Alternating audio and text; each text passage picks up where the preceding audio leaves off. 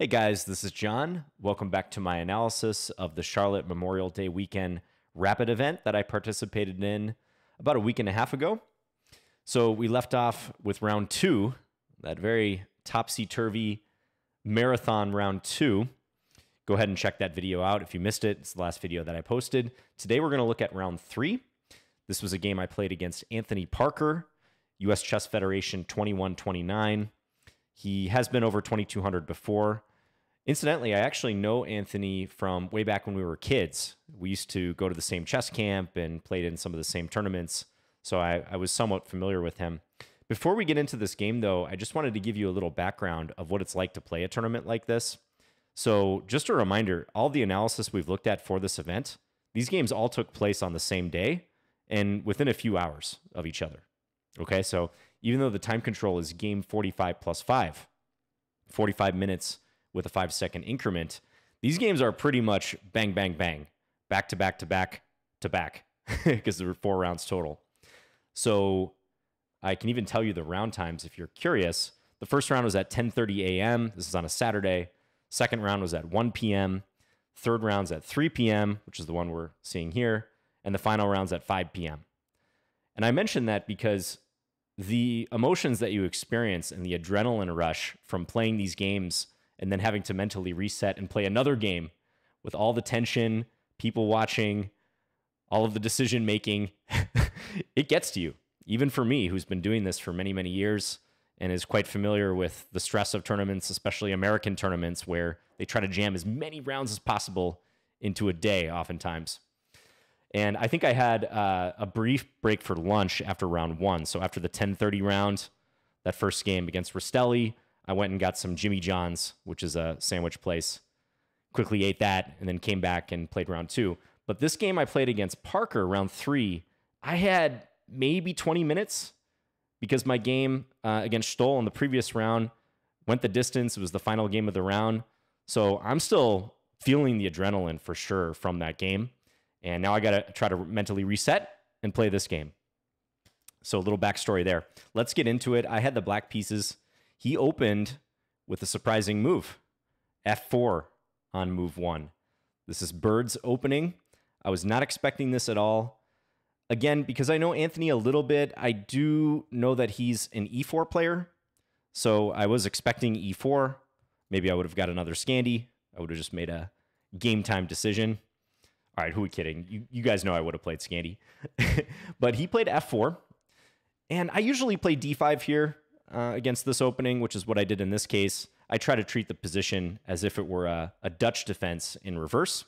So just as if I'm playing the white pieces and it goes D4 and black plays F5, I try to angle for the same setup, just down a half move, but generally this tends to work out pretty well for black. And D5 is the main move against F4, by the way.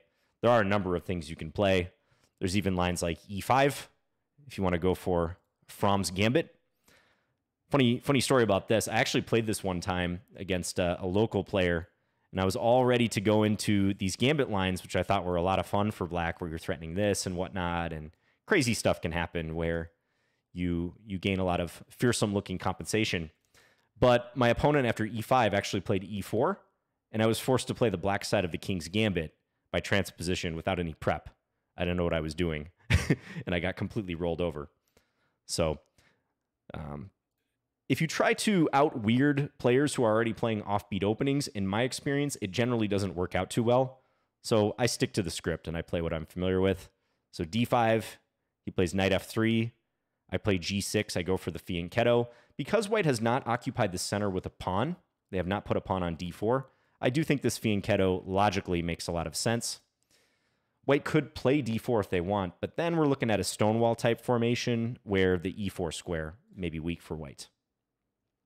So Anthony played G3, bishop G7, bishop G2. We both fianchetto our bishops, knight F6. You don't worry too much about blocking your bishop. You can notice that both players have blocked their fianchettoed bishop. It is good to angle the knights towards the center anyways. I think I actually have experimented with knight H6 on occasion in this type of position, but knight F6 is more reliable. Again, because of the kind of come down in energy and not wanting to get bogged down too much, I was content to just play a few moves that I was familiar with.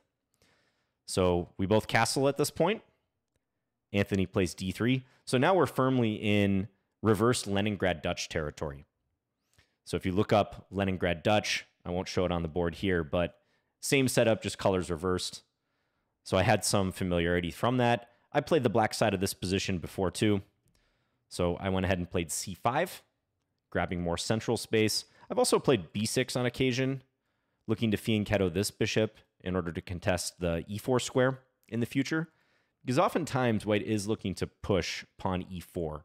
They're not ready to do it yet because black has two defenders of that square, but white can try to work up to it with moves like knight c3 and queen e1, possibly even knight bd2 and queen e1. Common maneuvers. I prefer c5 though. And at this point, Anthony played a move I had never seen before, and it did cause me to go into a think. So he played the move knight e5. I looked up in the database before I started this video, and this is the fourth most popular move. It's not unheard of. It makes some sense. I think the idea is to kind of front run black placing a knight on c6 in particular.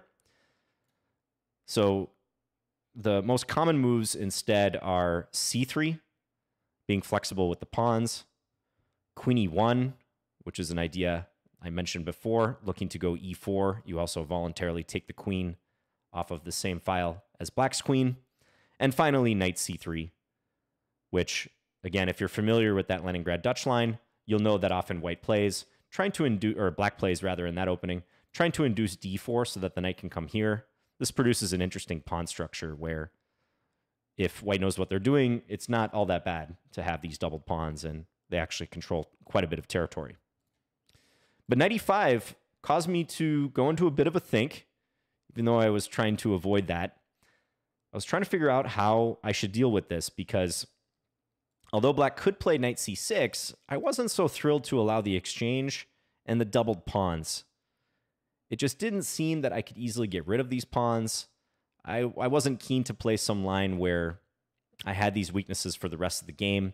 Maybe white could think about rotating the other knight around to e5 and pressuring them. White's not going to let me exchange them easily. This is another case, though, where I'm going to be kind of harsh about my time management. I know many of you in the previous video actually disagreed with my conclusions about my time management from round 2, but I spent too much time on this move after knight e5. I did play knight bd7, and that was my first instinct against knight e5. I really just wish I would have played it sooner. So if I determined that knight c6 was not something I want to do because of the double pawns, to me this looks like a good compromise. d5 remains defended, so even though my queen is not participating in the defense, it's still fine. I was hemming and hawing, though. I was considering stuff like bishop e6, knight g4 was another move I looked at, looking to creatively try to exchange the knight, maybe get this going. I wasn't sure if white could gain some momentum by pushing their kingside pawns in this case. I even thought about funky stuff like knight f to d7, trying to initiate a trade. Because if bishop takes d5, I take e5, and I have the discovery on the bishop. This is a disaster for white. They lose a piece. But again, under the circumstances, I have to be more disciplined. I really do believe this. Maybe in a game in 90 plus 30 time control, if you just double the base time control, I could afford to spend 5+ minutes on knight bd7, but I should have played it faster here. I don't know exactly how much time I spent on this move because I didn't make a note of it, but it was more than a few minutes, let's say, probably somewhere upwards of 5-6 minutes. So I play this, and he's playing quite quickly here. He plays knight takes d7, so it doesn't make me wonder if he's going to capture that knight or not. I took with the bishop, and then he pushed e4. And this was another aspect of having moved the knight early, is that black might be faced with e4. That's probably white's plan. In playing the knight, one of the plans, because the bishop participates in guarding that square. So again, in preparing this video, I looked this up because I was kind of curious of the theory. This position has been reached a few times, and black has reacted in a few different ways. Most popular, it seems, is to actually take on e4 and then play either bishop c6, offering a queen trade and attacking this pawn, e5 was another move that was played, which halts the progress of the e-pawn and reckons that if white ever takes, black's pretty happy because they're almost certainly going to regain this pawn with an advantage. And even within, I think, this position here after the trade on e4, aside from bishop c6 and e5, there's one other game I saw where black went bishop b5, hitting the rook, and again offering a queen trade. So I did see that this was possible. Some lines like this, trading and then looking to play down the d file or maybe playing that e5 move. But roughly speaking, I wanted to follow my strategy that I outlined in round 1 in playing against lower rated players. I didn't want to simplify too early.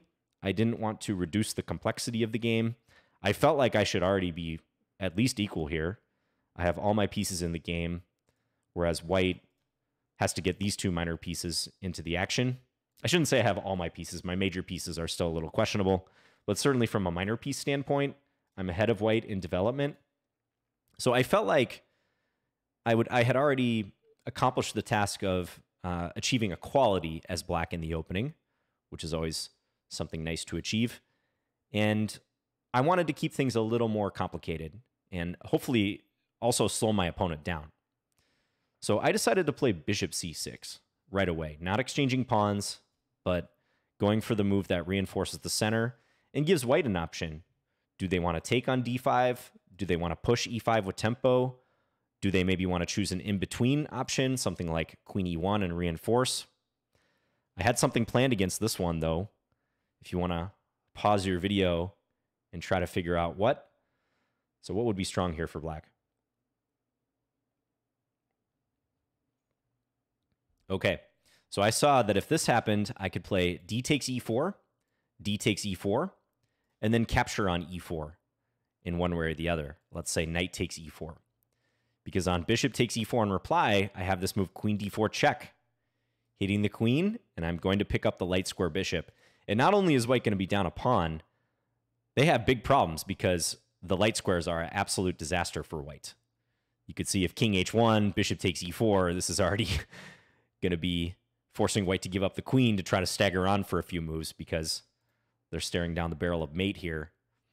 So massive, massive problems for white. I can't even think of a way they can survive this, actually, because bishop e3, queen takes. I've got threats here and here. That's bad news. Even queen e3, probably I take with... actually, I can take with the queen here and maybe try for bishop takes c2 and bishop d4. Might win another pawn at the very least. Even bishop takes e4 looks pretty good because if white initiates the trade, again, we got these killer bishops, much like the first round against Rastelli. So that's the type of thing. I didn't think he would fall for it, but it's a little bit of a burden for white to have to calculate this. There's a few more traps, tricks, things that white has to overcome cognitively in the position. But instead, Anthony met bishop c6 by playing e5. So pushing the pawn with tempo. I was pretty happy to see this move because even though I have to move my knight, I played knight d7. Knight e8 is another option, by the way. I saw that I can quickly try to undermine this pawn. I didn't quite think that white had the development to justify this pawn being advanced to e5. So I played knight d7. It might be interesting for white at this point on that note to play c3 and try to initiate this idea of d4. I think, come to think of it, I vaguely thought about that in the game. I was considering maybe some counter push d4, opening up the bishops, but preventing white from playing d4. Could also perhaps try for f6 right away and start breaking things up. The computer recommends white play knight d2, trying to send the knight to f3. And I think it gave white a tiny, tiny edge here. But in the game, my opponent played knight c3. So developing the knight and attacking d5 a couple times. I played e6, simply holding the pawn on d5. And I was happy because I knew f6 was coming very soon. Even though f6 is one of those moves you have to be cautious about too early in the game, again, because of my development lead, because of all the pieces that I have guarding this square, and the fact that this pawn is hard for white to support, I knew things would open up, hopefully in my favor, if I were able to play f6. I knew white would be more or less forced to exchange there. So white now played e4. This move sometimes features in Dutch positions, so stands to reason it might feature here, this being a reverse Dutch. White is looking to control the b5 square, just in case I ever get any designs about playing b5 and b4, expanding and maybe kicking this knight out. So a4, he doesn't fight me on f6, which I do play next. White takes on f6. And here, I was also deliberating for a little bit. I had a feeling multiple ways of recapturing this pawn were fine. My first instinct was bishop takes f6, because I thought that it kept this bishop's diagonal open, and maybe I can look to play e5 in the near future. But the more I got to thinking about it, I realized that this might hinder my ability to play e5 because I need d5 defended. Same with queen takes f6, by the way. I think I considered this on par with bishop takes f6 as well. It seemed attractive to do this and connect the rooks. But as far as playing e5 anytime soon, I wasn't sure that queen takes f6 really helped me because it would leave d5 is insufficiently guarded, right? So say white plays something like bishop d2 here. I can't go ahead and advance this backward pawn because I lose the pawn on d5. So that cost me a little time kind of debating these options. I ended up taking with the knight because although I lose some grip over the e5 square, I thought it was the smartest thing to do in terms of defensive d5. But my plan going forward is very much to push e5. I want to work up to that. As a baseline here, I was thinking queen d6, rook a e8, and then e5. So Anthony here played queen e2, hitting the pawn on e6, also fortifying e5. And here I answered with queen d7. And a little time check at this point. So here, white has 34 minutes, and I have 22 minutes. So I'm already behind on the clock. Not hugely so in terms of I'm not in absolute time pressure yet, but enough to be appreciable for sure. 34 minutes versus 22. That's a pretty big difference in a 45-minute game. Now, why did I go to d7 instead of d6? I thought on queen d6, the move knight b5 may be annoying at some point, maybe even right away. Thinking back on this, though, I'm not sure. The computer does approve of queen d7, but it's very close with queen d6. I suppose I could always just play queen d7 here, but I wasn't keen to trade my bishop for the knight, let's say, and allow this file to become open. That is one point behind a4, is white might be able to use this b5 square as an outpost.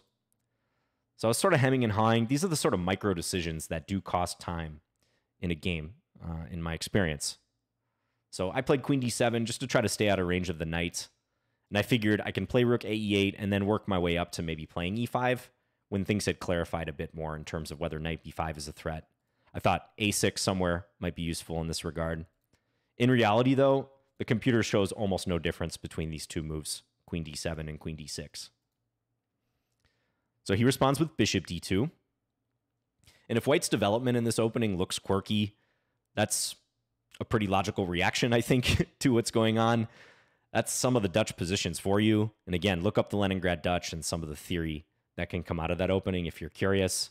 It actually kind of appeals to me in a weird way, so I might try to play that opening as black sometime, just a heads up. But bishop d2, connecting the rooks, and I met this with rook a e8. So bringing my queenside rook into the fray, and now I have virtually all my pieces in the game. I'm using the queenside rook because the kingside rook, to me, seems like it could be useful down the f-file, especially if I play e5.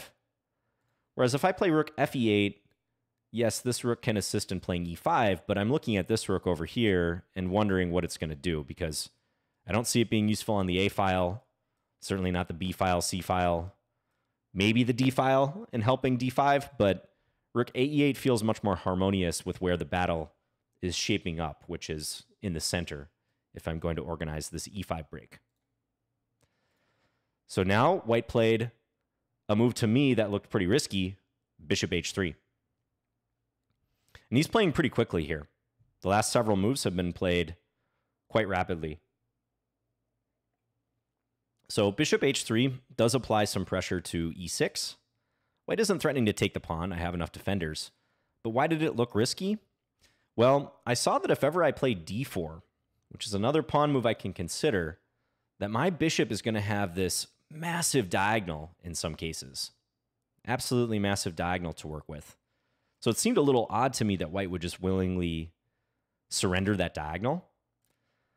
And if we back up for just a move or two here, I wasn't keen to play d4 too soon because I saw that white could play knight e4, and I may regret having moved this d-pawn. The e4 square is a nice outpost for the knight. Hits c5, it's well defended. But as soon as white played bishop h3, my eyes are instantly glued to d4. I'm very much considering this move now. But spending a little more time, trying to adjust to bishop h3, trying to consider the course of action, I ended up playing what is probably a useful move, but not the best move. So I play the move a6 here. And again, my logic was it's nice to control b5 if I want to pursue this plan of queen d6 and then e5 without worrying about knight b5. Also, I thought maybe b5 as just a pawn push would be useful, trying to eventually play b4. Maybe we get some trade. Even if I surrendered the a file, white's kind of shooting into the void over here, although I would have to watch stuff like rook a7 later. So it just seemed like a handy move to control the b5 square. But the computer does say that d4 right away is good. And I don't recall exactly what I missed or underestimated here. Knight b5 I saw could be an option against this, because if I take on b5 twice, not only is e6 hanging with check, although arguably that's risky to take because white is pinned, white could take here. I don't know what my assessment of this was at the time. Maybe I just didn't want to get involved with this. But I'm not forced to even take this knight. I could play a6 simply and just kick the knight away, force it to go back to a3 and then play b5. And the knight is looking a little out of the game here on a3. Note that queen d5, if ever I do that, could be met by bishop g2. So white can stymie my attempt to play queen h1 by going here, and we're looking at some trades, potentially on g2. Knight e4 was another move that always was on my radar if I were to play d4, and you'll see coming up that I considered the possibility of knight e4 in quite a few lines. But as it turns out, on knight e4, I can simply trade on e4 and then play bishop takes pawn on a4. And I wish I could recreate my thought process, but I might have just missed this detail, that this was possible. White doesn't have much compensation at all for the pawn. Probably it's negative compensation, actually. Black's threatening bishop b5 here. Nothing really to show for the pawn. So, yeah, I don't know exactly why I didn't play d4. Could have been knight b5. Might have been a miscalculation here. Not seeing that I win a pawn. But at any rate, I play a6. So here my opponent has 33 minutes versus my 18 minutes. And he makes a mistake. And he was pretty critical of himself for this next move. He played the move a5. So advancing the pawn, locking down the b6 square, but if you paid attention to what I just mentioned with my calculations on the previous move, you might be able to figure out why this is a mistake. He said after the game he should have preferred rook ae1, and he thought he was better. And I did see this move, rook ae1. It's a pretty natural move to try to threaten bishop takes e6. I personally didn't think he was better if he were to play this move. The positions seem pretty balanced to me, and that is what the engine says as well. I can play king h8. I think this is definitely what I would have done. And the point is, it's very risky for white to play bishop takes e6 here. Note, they're not going to play queen takes because I take with the rook. But bishop takes e6. I can back my queen off somewhere, let's say even to d6. And white is in this mortal pin. Difficult to extricate themselves. For a pawn, you don't want to go through this trouble.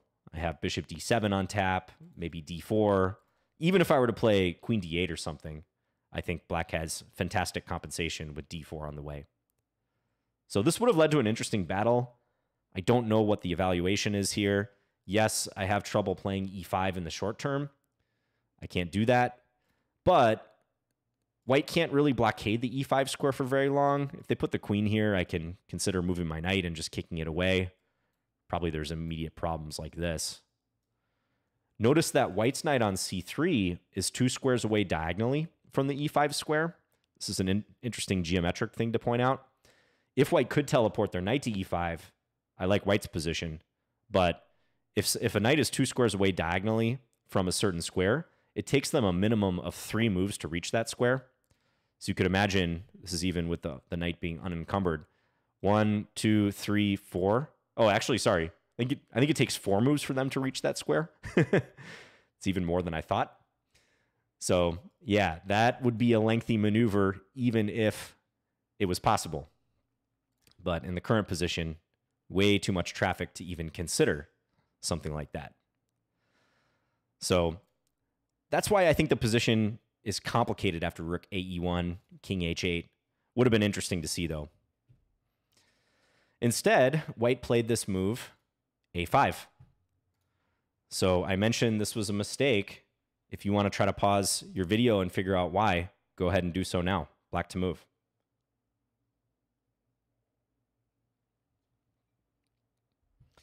Okay, so a5 encourages me to play d4, which is what I did.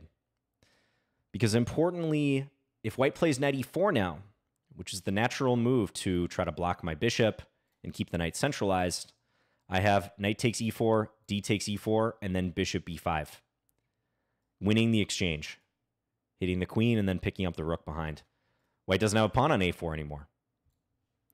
This is the same position we were considering on the previous move, just with the pawn here, in which case I was saying bishop takes a4. But in this case, bishop b5 is simply good. I guess there's a slight difference. My pawn's on a6 instead of a7, but similar types of things going on, and this just picks up an exchange. In game, it seemed to me that he had missed that. I can't recall if I had asked him about that after the game, but he ended up playing the move knight d1 here. Knight a2 is the only other move that seems to make any sense. Maybe knight b1, but those are both kind of sad-looking moves. So knight d1 was played, and here I began using a lot of time, much of my remaining time, because my position looks so nice. This was similar to what happened in the last game, guys. I felt like I deserved to punish white's position, and that with the knight disconnecting the rooks and me having this beautiful diagonal towards the white king to work with, the move queen d5 just screaming at me in the position, I felt like I might be able to calculate a forced win here.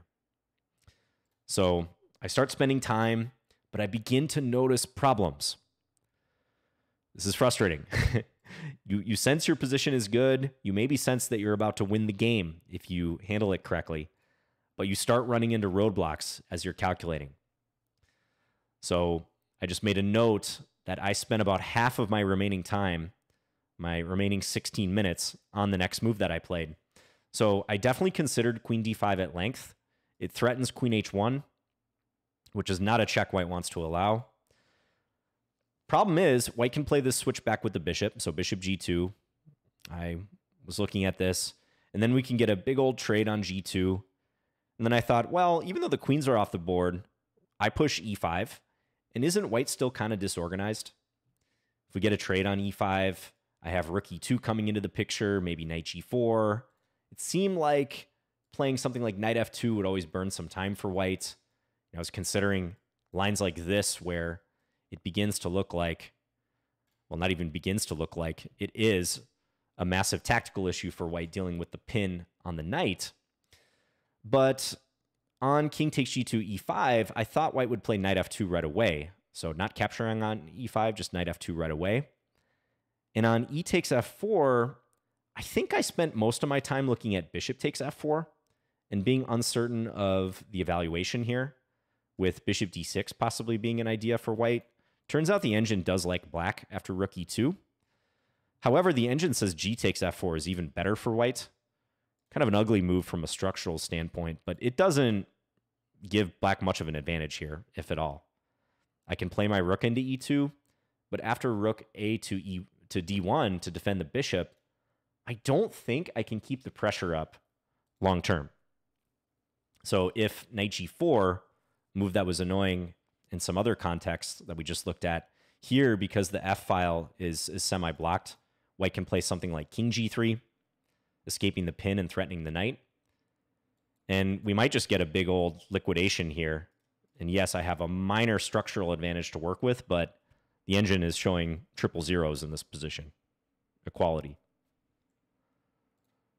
So I can't say conclusively if I had appreciated this distinction between G takes F4 and Bishop takes F4, with G takes F4 being better and a Bishop takes F4 rook E2 apparently being good for black, that I would have gone for this line. That might have pushed me over the edge in going forward in a game. But the main point is I spent a lot of time considering the ramifications of that endgame after queen d5, which seemed more or less inevitable. This trade down and then e5, because if I don't play e5 soon, white's going to organize knight f2, rook a e1. This pawn might even be a weakness here. So it all seemed to hinge on whether, first of all, I can play e5, and then how much activity I have in the resulting position. But it does ultimately seem that my evaluation was correct, that white is okay here if this comes to pass. So what did I do then in that position after knight d1? Well, I played queen d6. I elected to put my queen on d6 instead of d5. And if you recall, this was sort of my reasoning with queen d7 first anyways. I thought maybe I'll adjust my queen to d6 later when knight b5 is not an issue. Wish I would have got here with more time, because having 8 minutes left when we're on move 18, after having played that crazy game that went to the time scramble in round 2, I wasn't thrilled about my time management. But just wait, it gets worse. So queen d6, and I've escaped this pin now. My idea is to play e5 pretty clearly. So white plays knight f2. And this too was an interesting moment, because on knight f2, I was reevaluating whether I could play queen d5 here. This is kind of amusing now that I think about it. Queen d7, queen d6, and now queen d5. Those are all the queen moves that I played in this game, or in analysis at least. But the problem here is I don't think I'm actually threatening anything. So queen d5, yeah, I'm observing h1 and g2, but both these squares are covered. I think white would play rook a e1, and I still can't play e5 cleanly. What am I actually threatening?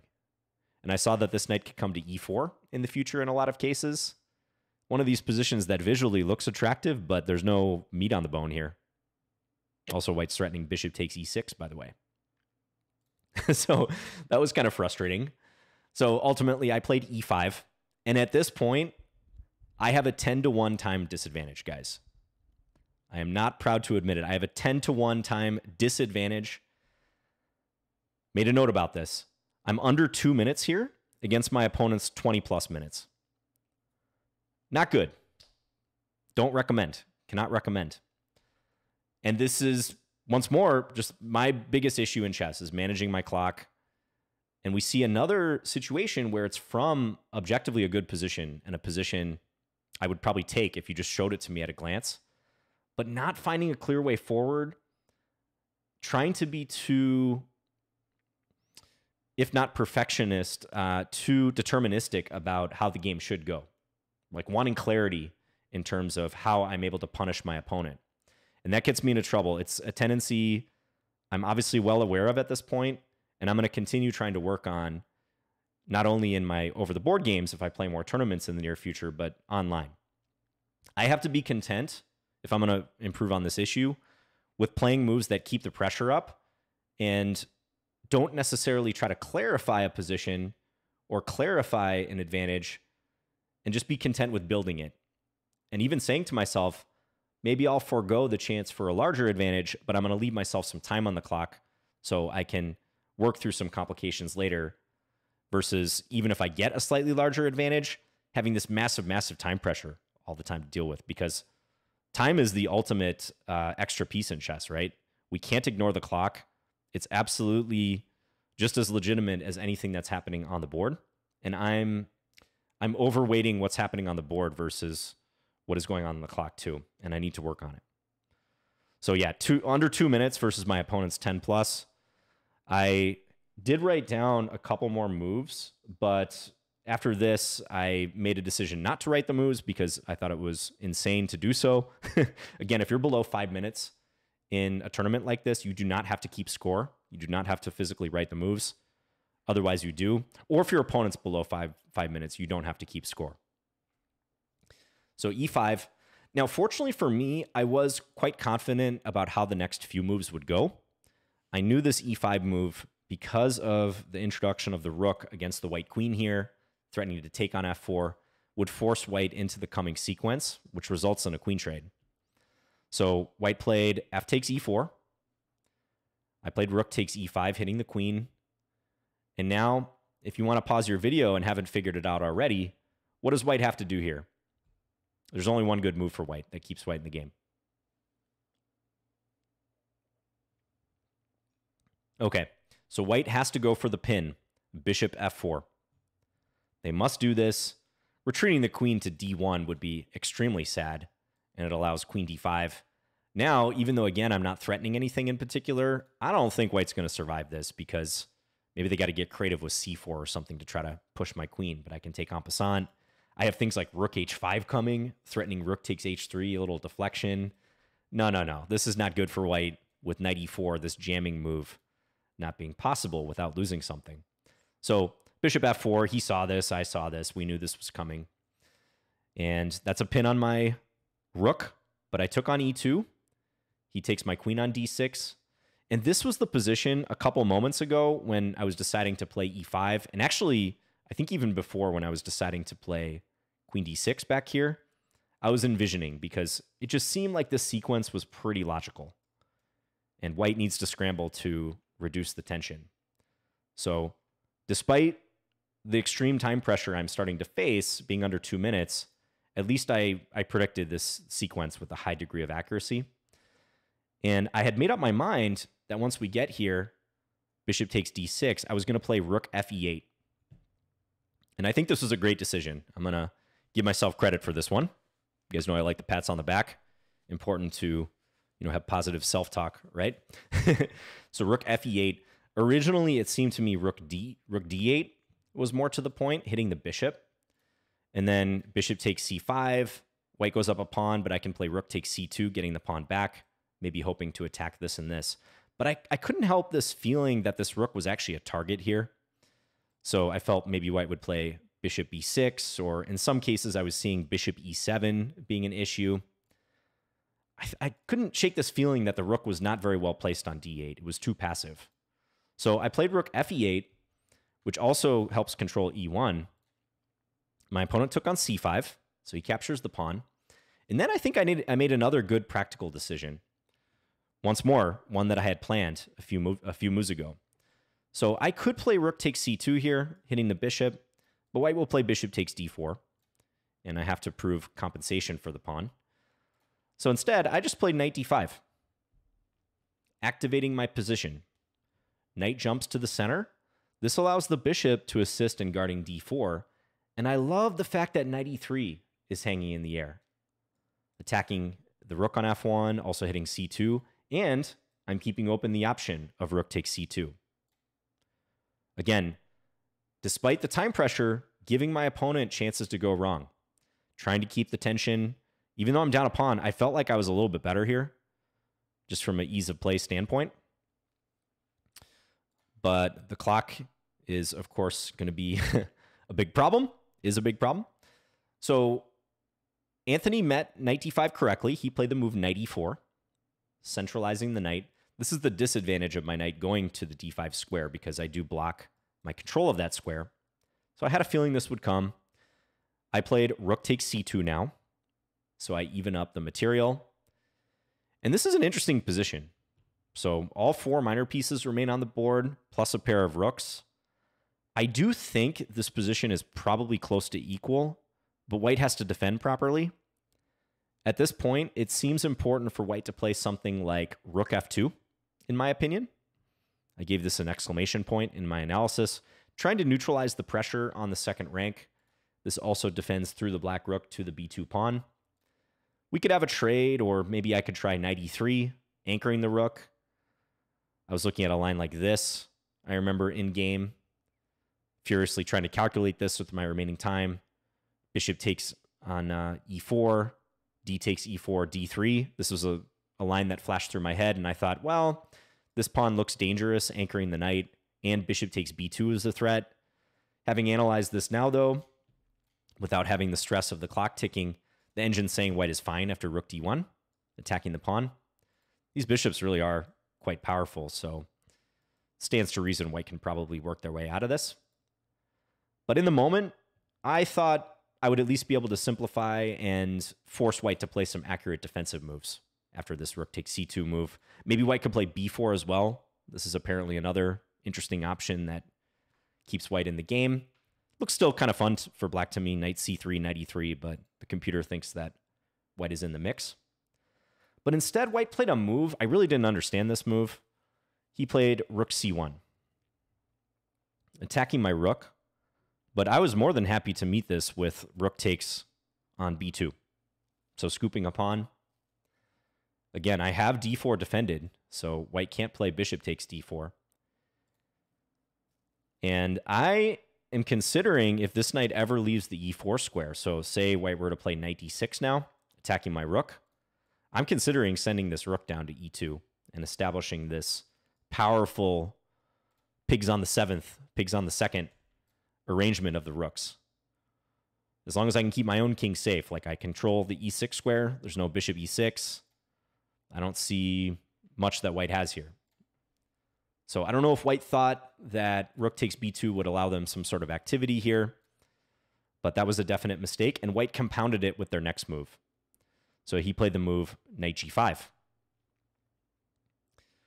Looking for, I believe, mainly bishop e6 or possibly knight e6, hitting my bishop and this pawn on d4. And I think this was the moment he actually offered a draw. It was either on this move or right around here. He offered a draw. But despite the massive time differential, I was confident in my position here.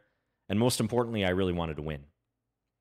In a 4-round tournament, if you give up a draw, you're typically not going to win outright first. Probably at best you can tie for first. So playing down in rating, sensing that the momentum with the last couple of moves had actually swung in my favor, despite the time, I felt confident declining a draw here. And I met knight g5 with h6. Pawn h6. So hitting the knight, was pretty happy about this move. I saw that if white went bishop e6 here, delivering this check, I can play king h8, and white's play sputters to a halt. Knight f7 check, king h7. And because this square was freed up, the h7 square, now white is facing rook takes e6. My king is perfectly safe. I also have my knight jumping into the mix. Knight e3, knight c3. Watch this g2 square, by the way. Like, let's say white were to play rook fe1, guarding the bishop. Knight e3. Rook g2 is a massive threat now. Absolutely massive threat. My bishop is anchoring that square along with the knight, and white is not long for this world in this position. So on h6, he did not play bishop e6 check. He played knight e6. So jumping in, attacking the bishop and also the pawn. And I had my next move prepared.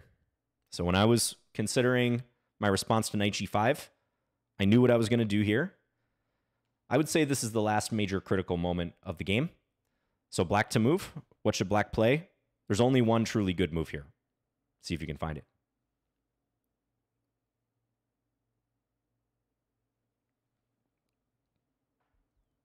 Okay, so I met knight e6 with a knight move of my own. Knight c3. And after I played this move, I felt a release of all this stress of the last 2 rounds, getting into massive time pressure in back-to-back games. I still have my guard up, don't get me wrong, because I still need to convert, as we will see. But knight c3, I felt like I should be winning after this move. Why is this move so strong? It has the threat of knight e2 check, fork on the king and the rook, and it also unveils my light square bishop towards g2 and h1. White's king is in huge danger here, and they really can't deal effectively with this checking situation, this knight e2 idea. So I knew this was likely going to put me ahead material. If not put me ahead material, force white into some serious contortions to stay in the game. But I don't really see a satisfactory move here for white, and indeed the engine says this is already winning. So with this being the major threat, because rook g2 is not yet quite a threat because of the bishop guarding. If white were to play, let's say, bishop g4, trying to contest the e2 square, then rook g2 is possible, and that's a killer. King h1 would be forced here. We could do something like rook takes g3 now, probably simplest, with the discovered check. Those of you who do tactics will know this pattern. This would force bishop h3 and further carnage here. White can escape mate, but just barely, with massive material loss.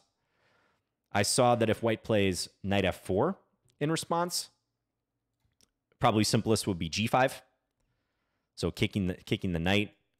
And again, knight e2 is coming. Bishop e6, I can probably simply take the bishop. We'll just show this line. Again, rook g2 check is an absolute lethal move here. King h1, rook takes on g3 check. The bishop is going to have its day. This is actually checkmate now. So everything is coming together really nicely for me after knight c3. It just seemed to me my pieces were anchored a little bit better. It's nice to have this knight backed up by the pawn, also backed up by the bishop. The rook on the second rank, limiting white's king, and the very strong bishop as well. Whereas white's pieces are floating a little bit more. So he thought for a long time here. And the nice thing about your opponent thinking when you're in time pressure is you can think and kind of catch up on what's going on too. So he eventually played probably one of the only moves that keeps him in the game, vaguely, rook f2. I went ahead and played knight e2 check. He went king f1. I did see this sequence in advance. Knight takes c1. Rook takes b2. And now I circle back with the knight. Knight takes d3. Nice move to hit the rook and also the bishop on c5. So even though I didn't win an exchange, the position is simplifying in my favor. I picked up another pawn. Rook d2 was played. Knight takes c5. Knight takes c5. We're left with a position where I'm up 2 pawns with a nice pair of bishops, weak white king as well. Here I played rook e5, hitting the knight on c5, and also eyeing up that pawn on a5 behind it, depending upon where white goes. Here white played knight e6. I played bishop d7 against this move. I was pretty proud of this little backward bishop move. Just a nice move to find when time is low. And I'm looking to take this bishop on h3 with check. So if white played, for example, knight takes g7, I don't have to take back right away. That would be a big mistake. I throw this move in first. Remember, checks are always sequence disruptors. A classic in-between move is a check. So if you can throw that in, force your opponent to address the check, then you might come out ahead in a sequence. It grinds their play to a halt. So I think the only thing white can do here to try to avoid losing further massive material is knight f4, retreat the knight and guard the bishop. But I thought simply trading on h3 and then taking a5, this should definitely be good enough. I'm up 3 pawns. White's knight is way out of play. So instead, after bishop d7, my opponent played rook e2. I can play this in a number of ways, but I saw that bishop b5 pins their rook to the king. I won't force you guys to pause the video and try to find this, but nice way to attack that rook again. Knight takes d4. When time is low, weird things happen, though. I remember initially at this point thinking I had time to play a move like rook e4 here, attacking this knight, trying to get the knight to move somewhere so I can scoop the entire rook. But I noticed, fortunately, that if I move my rook, that gives white time to take on b5. And now my rook is under attack. I'd have to do something like this. We don't want to get involved in this. This gives white serious drawing chances with the opposite color bishops. So after knight takes d4, I just played bishop takes e2 check, scoop the exchange. Knight takes e2, rook takes a5. At this point, I'm up an exchange plus 2 pawns. The game did continue from here. I don't have the score because I didn't write down the moves. Nothing truly eventful happened. I started gradually moving these pawns up the board, and I was especially mindful of knight forks. Okay, so as we've talked about on this channel many times, if your opponent has a knight, they have a chance. You can never relax in the presence of a knight. It's amazing how often a knight will just end up forking you, even with limited material. So I didn't relax, but I had enough time and playing on that increment, that 5-second bonus per move to get the job done, and I won from here. Whew. Okay, so that was round 3. I get the victory, overcoming this massive 10-1 time disadvantage. I was definitely happy with how the second half of this game went, but I was unhappy with putting myself in that situation. And I already talked about what I need to do differently and how I need to change my mindset.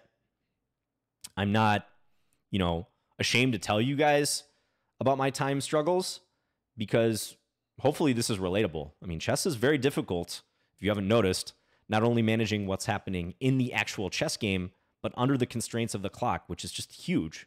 If you're playing chess on any competitive level, you're probably experiencing time pressure. And it's just the one thing I have to work on because it doesn't show up in the game score if you're just purely looking at a PGN or you're reviewing a game. But hopefully in watching these recaps, I'm impressing upon you the importance of managing your clock. Interesting game. I have some ideas against the bird now. Bird's opening. Some things that I liked from this game. Some things I'm going to keep in mind for the future. I wouldn't mind playing this again. Probably I would look at these options and maybe try to be a little more booked up. Again, if you're curious about the theory, I would recommend looking at the Leningrad Dutch because it's the same position just in reverse. As far as managing the game, I do think I might have overthought Queen D7 versus Queen D6. I don't think this is a decision that warrants much time being spent. They both guard E6, and arguably Queen D6 is even a little more direct. Probably I should have realized the strength of D4 right here. I still don't quite know what went wrong in my thought process, not playing D4. I think it was being kind of fixated on knight B5, but I'm really not sure. At any rate, it did turn out well for me after A5 because, remember, D4, white couldn't play knight E4 due to this win of the exchange, after which black would be a lot better. But let me know, what do you guys think about this position after knight D1? Of course, I spent a ton of time the next few moves, but this kind of reminds me of the position against Stoll from the previous game, where it feels like black should be much better, if not winning, with a correct sequence here. I couldn't find it, though, and the best I found was what happened in the game, where we're going to this endgame. And I can tell you what Stockfish thinks about this position. It's giving an edge to black. It says about a half pawn advantage, half pawn to 3/4 pawn.